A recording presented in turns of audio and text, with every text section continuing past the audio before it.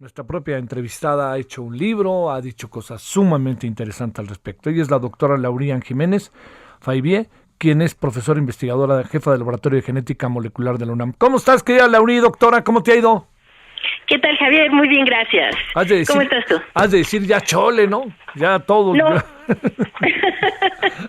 Pues ya chole de que nos vaya tan mal con la pandemia, eso sí. A ver, ¿cómo interpretas o qué piensas? Entiende uno muy bien tu mirada de las cosas, el libro que has escrito, pero ¿cómo interpretas todo esto que tiene que ver con como con una fiesta el viernes cuando salía el señor, yo diría que hasta con poco pudor en función de lo que ha pasado, el señor López Gatell?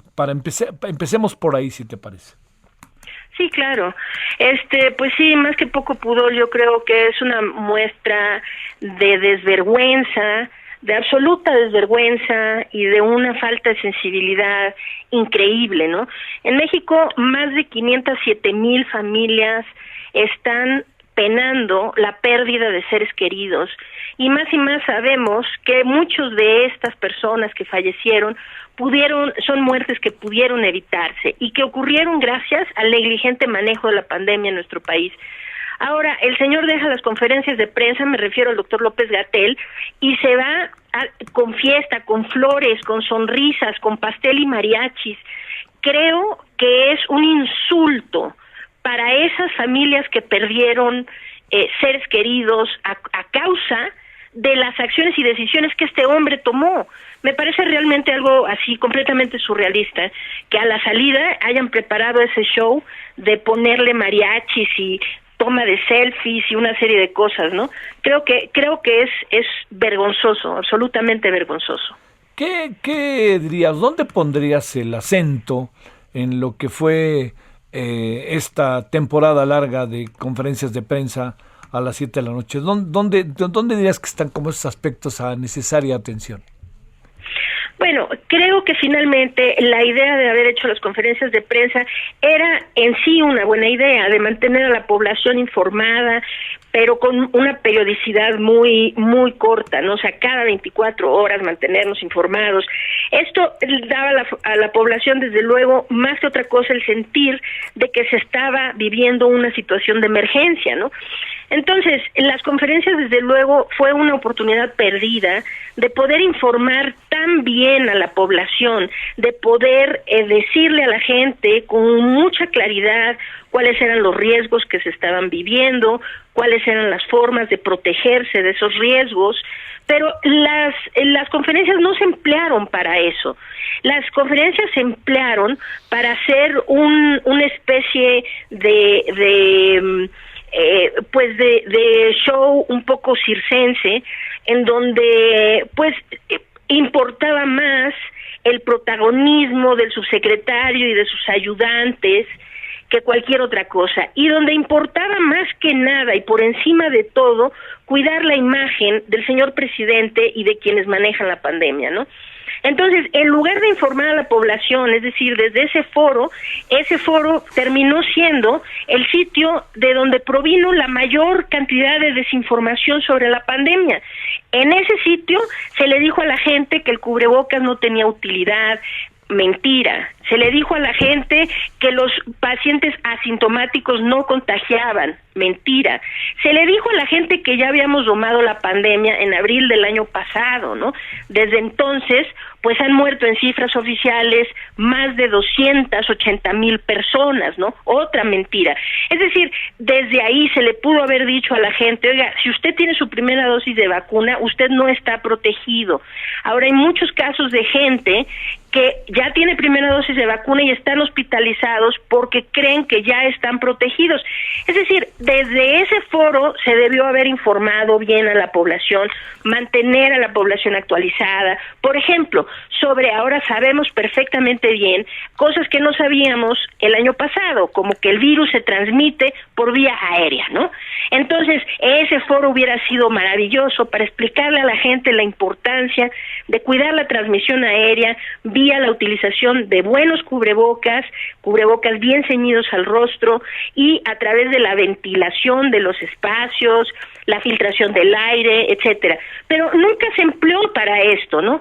Se empleó para decir, vamos muy bien, hemos hecho mucho, hicimos todo con mucha antelación, cuando esto todo resultó ser mentira. Así que creo que es muy lamentable que esa intención que podía haber sido extraordinaria y cambiar significativamente el rumbo de la pandemia se desaprovechara para hacer más bien como campaña de imagen pública de las autoridades.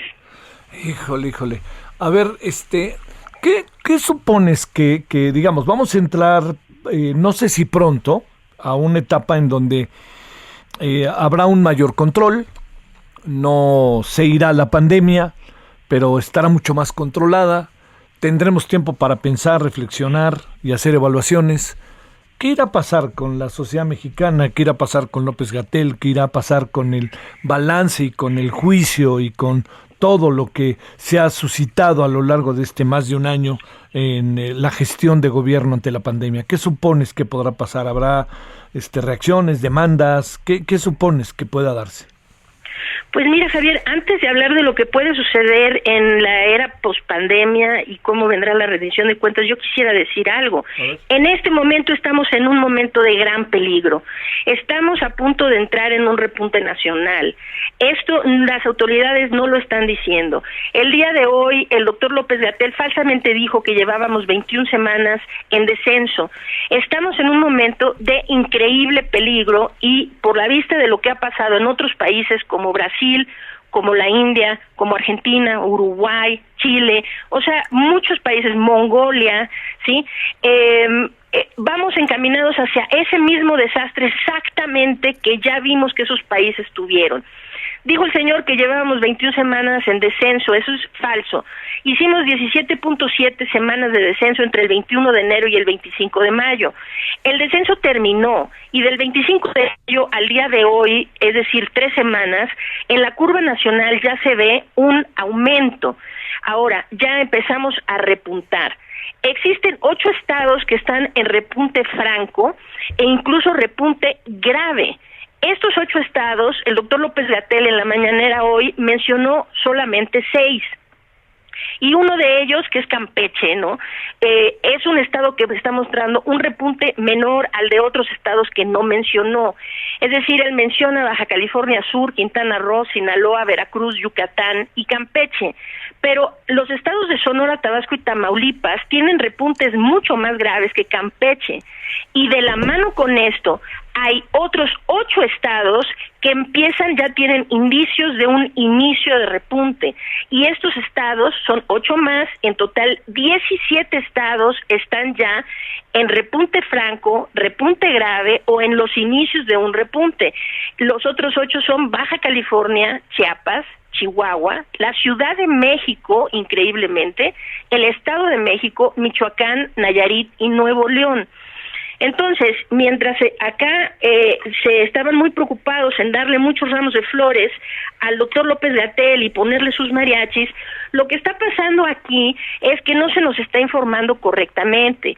Es decir, en Brasil el repunte que tuvieron y que siguen en él todavía, en Brasil, a saber, todavía se mueren diariamente entre 1,500 y 2,000 personas, día con día, y ya llevan muchas semanas así.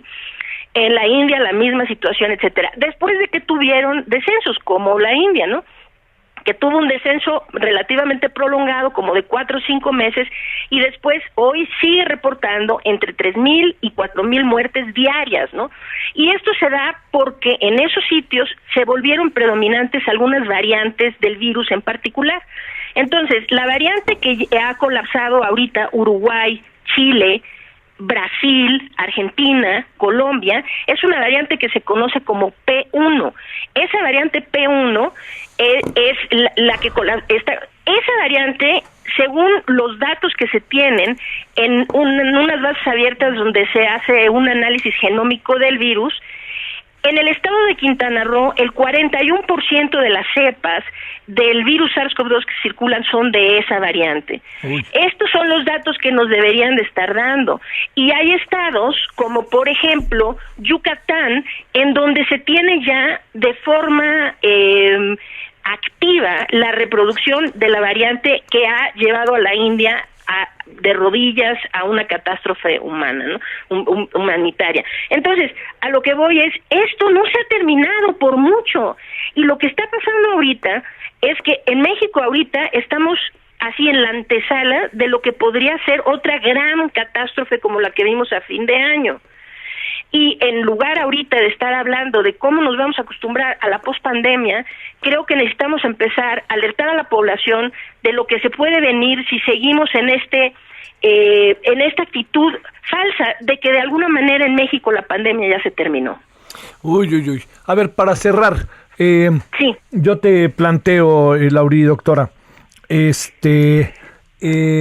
entendiendo que digamos, falta mucho, como bien dices, no pensaba exactamente en la pospandemia, sino pensaba en cómo a lo mejor de repente empiezan a surgir voces como la tuya, pero de manera que quizá con más personas o más instancias, de una evaluación que será severa en contra del gobierno, pero que el gobierno además, por lo que se alcanza a apreciar, intensificó las vacunas antes de las elecciones y después ya volvió a su otro nivel.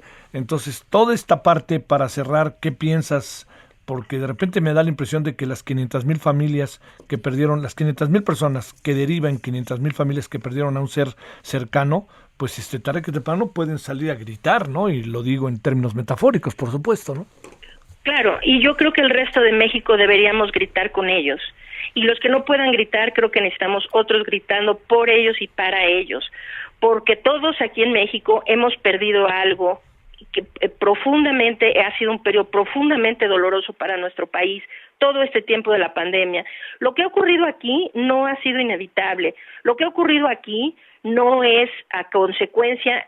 Claro, el virus mató a esa gente, pero lo que llevó a tanta gente a morir fueron las decisiones y las acciones que tomó nuestro gobierno, no el virus per se, ¿me explico? Este virus circula en todo el mundo y no en todo el mundo se han perdido tantas vidas, tampoco no en todo el mundo se han tenido gobiernos tan indolentes como para todavía festejar y celebrar a la persona que ha tomado las decisiones que han llevado a morir a centenas de miles de personas.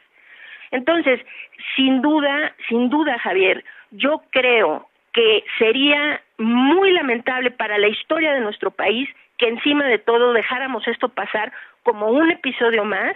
Y bueno, pues ya se murieron más de 500,000 personas y vamos a ver cuántas más se acumulan en los próximos meses, ¿no?